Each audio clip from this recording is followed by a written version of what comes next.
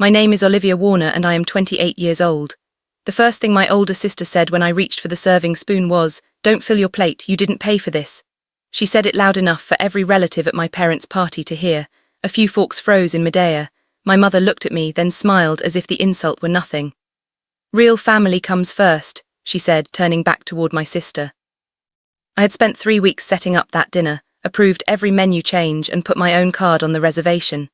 Yet no one at the table knew, because I wanted the evening to feel like a gift, not a show. My sister thought my silence made me weak. She leaned back with the smug look she always wore when she believed she had put me in my place. I looked at the untouched food on my plate, then at the people waiting to see if I would defend myself.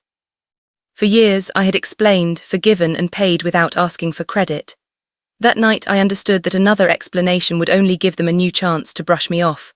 So I nodded, folded my napkin, put on my red coat, and walked out. In the lobby, I asked the manager to remove my payment from the final bill. I was willing to lose the deposit, but I would not fund another minute of humiliation. Moments later, he carried the folder back to the table. Through the glass doors, I watched my sister's smile fade as he said, "The woman in the red dress cancelled the reservation payment and asked me to hand this to you." Their faces went pale, but the bill was only the start.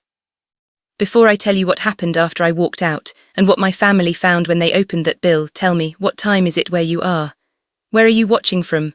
And what's the weather like there? I'm curious how far this story will travel. 3 weeks earlier, my mother Joan had called to say she wanted one simple dinner for her 60th birthday. In our family, simple never stayed simple for long. My father, Thomas, suggested the Seabrook Terrace, a private dining room inside a coastal hotel where my parents had celebrated their anniversary years before. My older sister, Grace, quickly announced in the family group chat that she would handle the plans, then vanished whenever the hotel asked for a deposit, menu choices, guest count, or a signed agreement. I had just gotten a promotion at the architecture firm where I worked, and I decided to cover the dinner as my gift to Mom. I didn't tell the family how much it cost. I only told Grace the reservation was set and asked her to send me any dietary needs by Friday. She replied with a thumbs up, then posted, "Everything is taken care of. Mom deserves the best." Relatives thanked her. Mom sent 3 heart emojis. I stared at the screen longer than I should have, wondering why it still strung to watch Grace get praised for work she hadn't done. This wasn't new. When I was 16, I planned the program for our grandparents' anniversary, and Grace told everyone she had organized the whole event.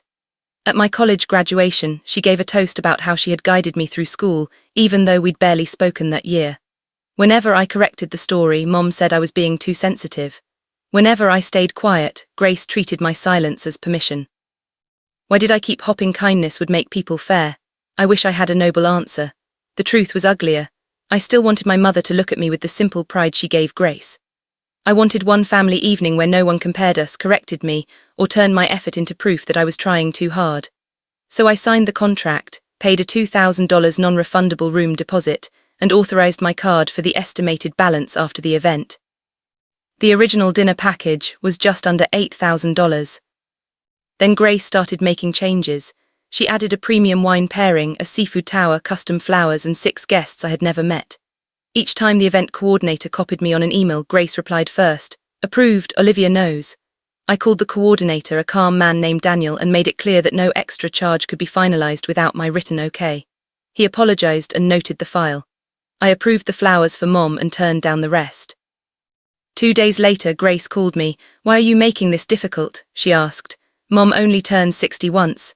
I told her she was welcome to pay for upgrades herself. She laughed. "You always make money so awkward." That sentence told me everything. Grace wanted the power of a host without the cost of being one. Still, I kept the reservation. I picked a blue and silver cake because those were Mom's favorite colors, put together a short slideshow of family photos, and arranged transportation for our grandparents. I even asked Daniel not to announce who had paid. "I don't want a speech about me," I told him. "This is for my mother." The night of the party, I arrived early wearing a red dress and matching coat. Daniel went over the final estimate with me, $9,400, including service, tax, and the flowers I had approved. My card would be charged after dessert. I signed the updated authorization and slipped the copy into my purse. Grace arrived 20 minutes later in white, kissed Mom on both cheeks, and began directing the photographer as if she owned the room. She moved place cards, complained the centerpieces were too low, and told 2 relatives she had worked tirelessly to plan the evening. I heard her but said nothing. Part of me was saving the truth for later. Another part was still trying to protect Mom's birthday from turning into another battle. At dinner, Grace took the seat beside Mom and put me near the end of the table. When I quietly moved my place card back to the host's seat Daniel had assigned me, Grace raised an eyebrow. "That's for whoever organized this," she said. I met her eyes and asked, "Are you sure you want to make that the rule?" She smiled, thinking I was bluffing. I sat down anyway. During the first course, she talked over me. During the second, she accepted compliments about the venue. By the time the main dish arrived, she had rewritten the whole evening with herself at the center, and Mom was helping her do it. Then I reached for the serving spoon, and Grace decided taking credit wasn't enough. She needed to embarrass me too. "Don't fill your plate," Grace said, tapping the spoon with one manicured finger. "You didn't put in a penny for this dinner." She didn't whisper. She wanted people watching.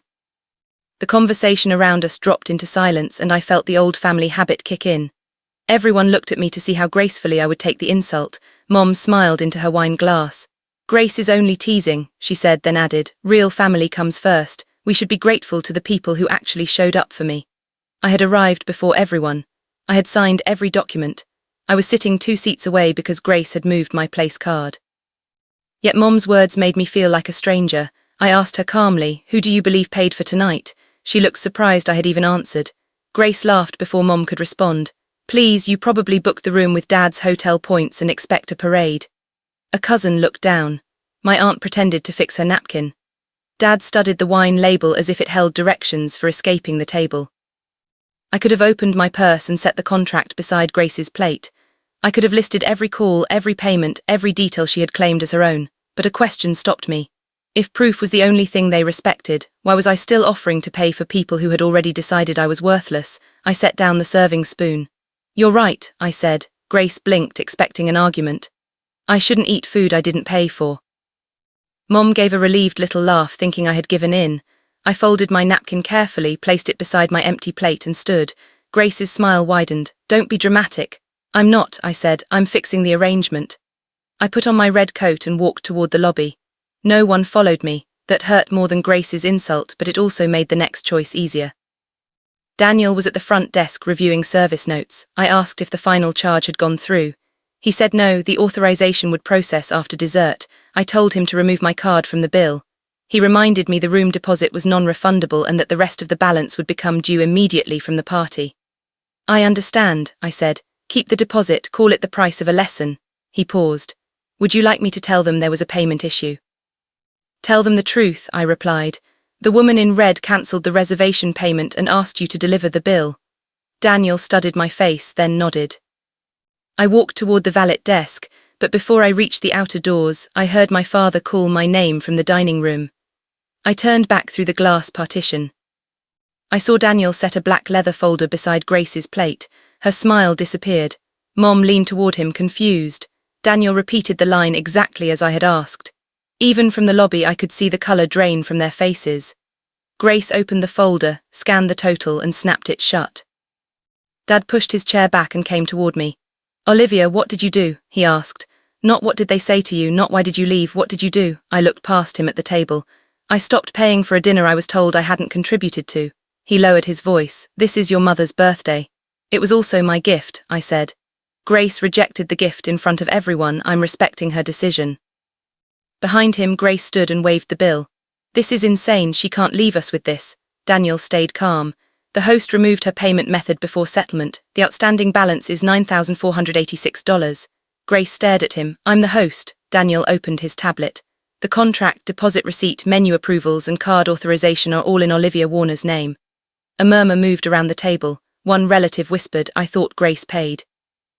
Another said, "That's what she told us." Grace's head snapped toward them. "I coordinated everything." Daniel scrolled once. "The event file shows Ms. Warner coordinated the reservation. It also shows several upgrade requests from your email that were denied because you weren't financially authorized." Grace's face turned red. Mom looked from Daniel to me as if the floor had shifted under her. "Olivia, come back inside," she said. "We can discuss this privately." "You were fine humiliating me publicly," I replied. "Why should the truth need privacy?" That was when my grandfather George slowly took off his glasses and set them on the table. He had been quiet all evening, but his silence was nothing like Dad's. He had been watching, weighing, remembering.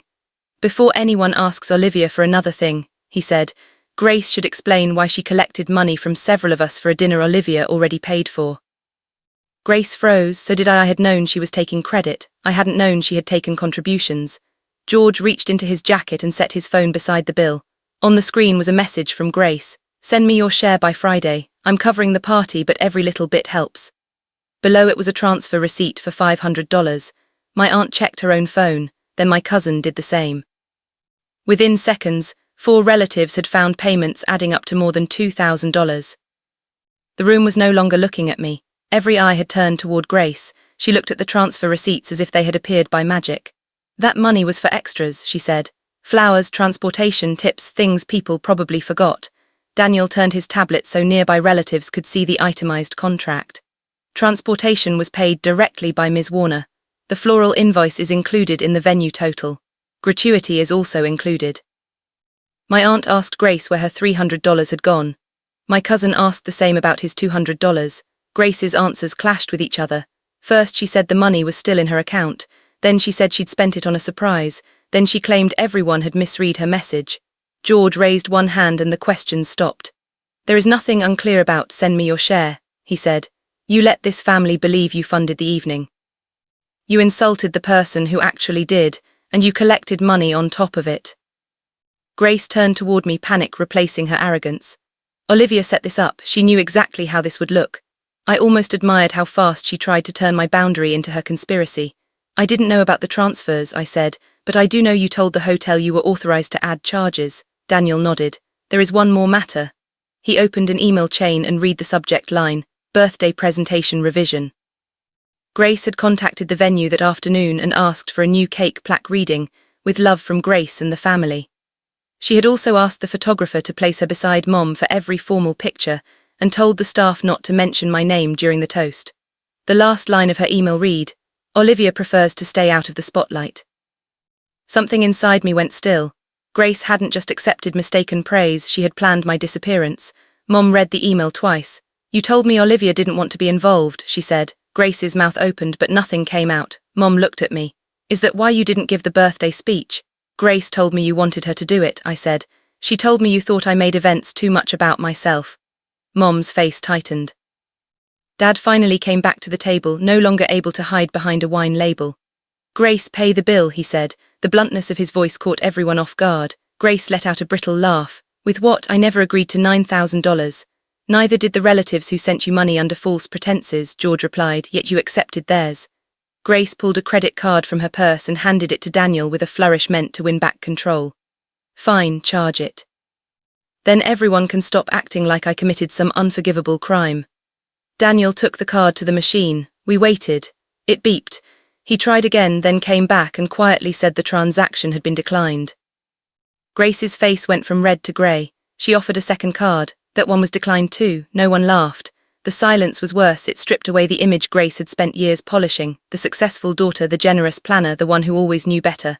Mom looked crushed, but for once she didn't rush to defend her. "You told me you had paid for the venue," she said. "You let me thank you in front of everyone." Grace's eyes filled, but her voice stayed sharp. "I was going to make it work. Olivia always has money. She likes rescuing everyone." That sentence ended whatever sympathy was left in the room. I stepped back through the glass doors and returned to the table, not to rescue them, but because I wanted Grace to hear me clearly. "I did enjoy helping," I said. "What I didn't enjoy was being erased while you used my money as proof of your generosity." Grace whispered, "You're really going to leave Mom with this bill?" I looked at Mom. "No, Grace is. She claimed the dinner, took the credit, collected the contributions, and told me not to eat. Ownership comes with a price."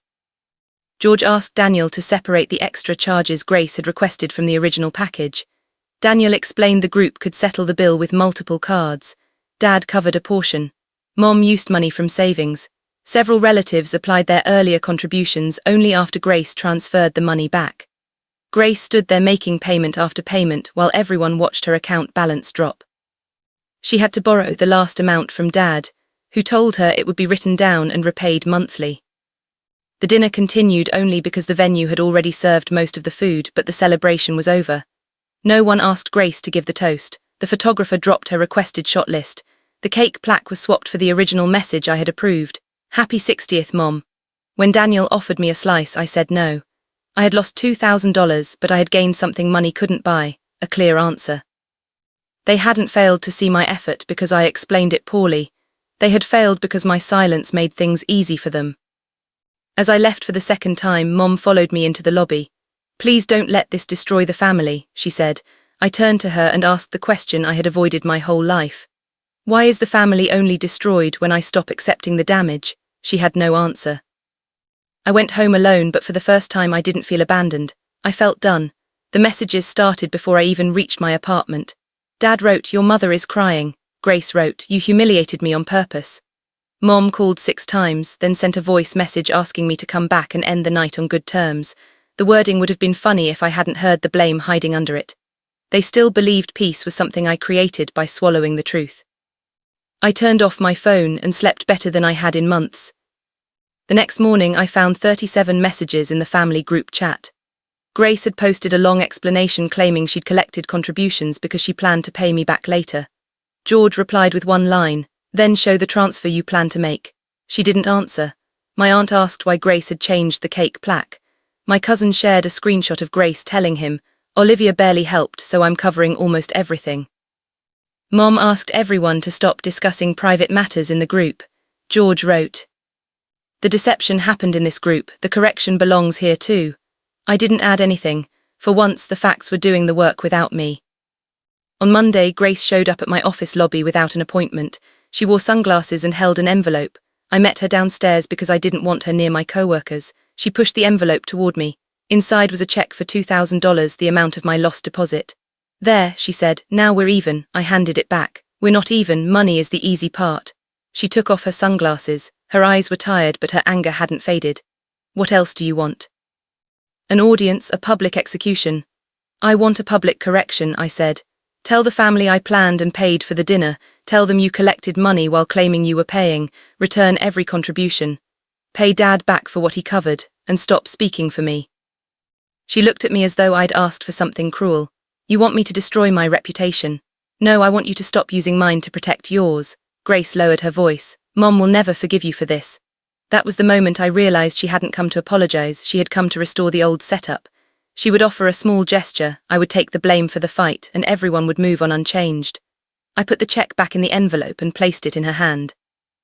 "Then Mom can make her own choice." Grace left without another word. 2 days later, Mom asked me to come to a family meeting at my parents' house. I agreed on one condition: no one would ask me to apologize for leaving the dinner. When I arrived, George was already there with a folder. Dad sat beside Mom, looking 10 years older. Grace took the chair across from me. Mom began with the usual speech about sisters, misunderstandings, and how one painful night shouldn't erase a lifetime of love. I listened until she said, "Olivia, you could have handled it privately." "I tried private for years," I replied. "Every time Grace took credit, insulted me, or changed the story, you told me to let it go. Privacy didn't solve the problem, it protected it." Dad looked at the floor. Mom started to defend herself, but George opened his folder. Inside were printed copies of the venue emails, the transfer messages, and several older group chats. One was from my graduation, when Grace told relatives she had paid for my celebration. I had paid for it myself. Another was from a holiday trip, when she claimed I had cancelled at the last minute. In reality, Grace had given me the wrong departure date, then used my absence to call me unreliable. George had asked family members to send him examples, and the pattern filled 23 pages. Grace's expression changed with each page. This was no longer one dinner she could brush off as confusion, it was a history. Dad finally spoke. "I knew some of this," he admitted. "Not the money, but the way you two were treated differently. I stayed quiet because every argument became exhausting." I looked at him. "Your silence was a choice, it just made Grace's life easier and mine harder." He nodded slowly. Mom began to cry, but I didn't move to comfort her. That was another role I had played automatically. Grace asked, "So what happens now?" George answered before I could. "You repay what you owe, you correct the lies, and until trust is rebuilt, you will not manage family money, reservations, group gifts, or events." Mom looked startled. Grace looked furious. For years, planning family occasions had been her throne. Losing that role strung more than the declined cards. Dad agreed. Then, after a long silence, Mom agreed too. Grace looked at me, waiting for me to soften it. I didn't. I realized then that revenge wasn't the moment her card failed. It was the moment the family stopped asking me to shield her from the truth. Grace waited 4 days before posting the correction. It wasn't graceful. She wrote that emotions had run high, communication had failed, and certain assumptions had been made about the party. George replied privately to her. She deleted the post and tried again. The second version was shorter and honest. Olivia planned the dinner, paid the deposit, authorized the reservation, chose the menu, arranged transportation, and approved the decorations. I falsely let everyone believe I was the host. I also collected contributions without telling her and used her silence to make myself look generous. What I said at the table was cruel and untrue. I am returning the money and repaying what others covered. I read it twice, waiting for the usual urge to comfort her. It never came. Relatives responded with guarded messages. Nobody attacked her, but nobody rushed to erase the fallout either. My aunt asked for repayment by Friday. My cousin said he needed space. Dad set up a written repayment schedule for what Grace owed him. Mom removed Grace from the family event account and handed the records to an outside bookkeeper, something she should have done years earlier. The punishment wasn't dramatic, but it was complete. Grace lost control of the story, the money, and the role that had once made her feel untouchable. A week later, Mom came to my apartment alone. She carried the blue and silver birthday cake topper Daniel had saved after the dinner. She set it on my kitchen counter and said, "I owe you an apology without asking you to make me feel better." That was the first hopeful sentence she'd spoken. She admitted she had favored Grace because Grace demanded attention, while I seemed able to take care of myself. "You made competence look easy," she said. "I treated that as permission to give you less." I told her competence isn't the same as not needing anything. I had needed her to defend me. I had needed her to ask one question before believing Grace. I had needed her not to smile when I was humiliated. Mom cried quietly. This time I handed her a tissue, but I didn't tell her everything was fine. "I love you," I said. "That doesn't mean we go back to normal. Normal is what hurt me." We agreed to meet once a week for coffee and to stop using family gatherings as a shortcut for real repair. Dad called separately and apologized for treating avoidance as neutral. I told him what I'd told him at the hotel. Silence chooses a side when only one person benefits from it. He started attending counseling with Mom, which mattered more to me than any speech. Grace didn't reach out for nearly a month. During that quiet stretch, I got an email from Daniel at the hotel. He had attached a document I'd never seen, a planned toast Grace had sent the event staff. In it, she meant to thank Mom for teaching her that the people who truly contribute never need recognition, then announced that she had personally saved the party after I became too busy with work. The cruelty was calculated, polished, and timed between the main course and cake. I forwarded the document to George, Mom, and Dad without a word. Mom called Grace right away. I didn't hear the call, but I learned later that Mom cancelled a planned weekend trip with her and told her they wouldn't return to their usual closeness until Grace faced the pattern honestly. That was the loss Grace feared most. She was no longer the favoured daughter whose motives were trusted without question. When Grace finally asked to meet, we chose a public cafe. She showed up without an envelope, an excuse, or sunglasses. "I read the toast again," she said. "I don't recognise the person who wrote it." "I do," I replied. "I've known her for years." She flinched but didn't argue. She admitted my promotion had triggered something in her. She'd been struggling financially and had built her identity around being the impressive one. Instead of admitting fear, she tried to shrink me. "I thought if everyone saw you as selfish, I'd still look valuable," she said. I asked whether she was sorry for hurting me or sorry the plan failed. She took a long time to answer. "Both," she said finally. It wasn't the perfect answer, but it was honest. I told her I wasn't ready to forgive her and might never trust her with money or my reputation again. She nodded. "What can I do?" "Change when nobody is watching," I said, "and stop expecting access to me as proof that you've changed." We left separately. There was no hug, no music, no instant healing. That made the moment more real than every family promise we'd made before. 6 months later, Mom invited me to a small family dinner at the same hotel. My first instinct was to say no. Then she sent the reservation confirmation, the paid receipt, and a guest list with no surprises. "You don't need to organize anything," her message read. "You only need to decide whether you want to come." That distinction mattered. I accepted. When I arrived, Grace was already seated, but she hadn't touched the place cards, the menu, or the photographer's schedule, because there was no photographer. The dinner was simple, fully paid, and quietly ordinary. Mom had arranged it herself with Dad. George sat at the head of the table, watching everyone with the faint smile of a man who knew that progress is less flashy than performance, but far more valuable. Grace greeted me politely. She didn't attempt a dramatic apology. Over the past months, she had repaid every relative and made 3 payments to Dad. She had also stopped managing family events and started seeing a therapist. I knew these things because Mom mentioned them now and then, not because Grace used them to bargain for forgiveness. That difference mattered too. During the main course, a serving dish landed between Grace and me. For one frozen second, I remembered her finger tapping the spoon and her voice telling me not to fill my plate. Grace remembered too. She slid the dish toward me and said, "You first." It was a small gesture. I didn't mistake it for transformation, but I accepted it. I filled my plate without apology. Later, Mom stood to give a toast. She thanked Dad for helping with the dinner, George for insisting on honesty, and Grace for taking responsibility. Then she looked at me. I used to praise Olivia for being strong when what I really meant was that I expected her to survive without support. That was wrong. Her generosity was never owed and her boundaries are not a punishment. The room stayed quiet, but this silence didn't erase me, it made room for the truth. Mom didn't ask me to respond, she simply raised her glass. That restraint was part of her apology. After dinner, Grace found me near the lobby windows. "I know we're not fixed," she said. "I also know I spent years making you smaller because I was afraid of feeling small." I told her that understanding the reason didn't undo the damage. "I know," she said. "I'm going to keep doing the work anyway." I believed she meant it in that moment. I also knew belief didn't require instant trust. We walked back to the table separately. The family never went back to the old version of normal. Grace was no longer treated as the automatic leader. Dad no longer vanished when conversations got uncomfortable. Mom checked facts before defending anyone. I stopped funding celebrations to earn love, stopped accepting jokes that were really insults, and stopped explaining boundaries to people determined to misunderstand them. Some relatives called me colder. George called me clearer. He was right. Clarity didn't make me cruel.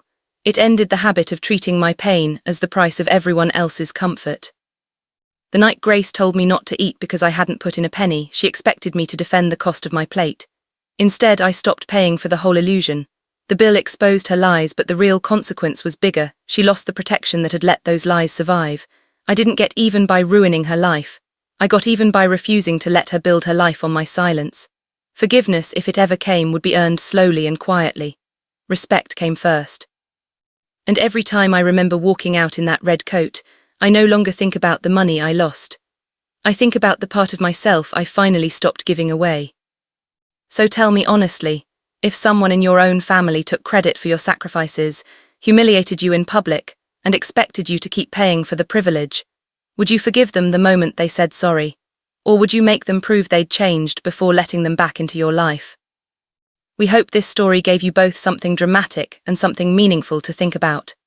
This fictional story was written purely for entertainment, education, and reflection. We hope it reminds you that when someone takes your presence for granted, your absence may become the lesson they never expected. But the real victory isn't their regret, it's your freedom.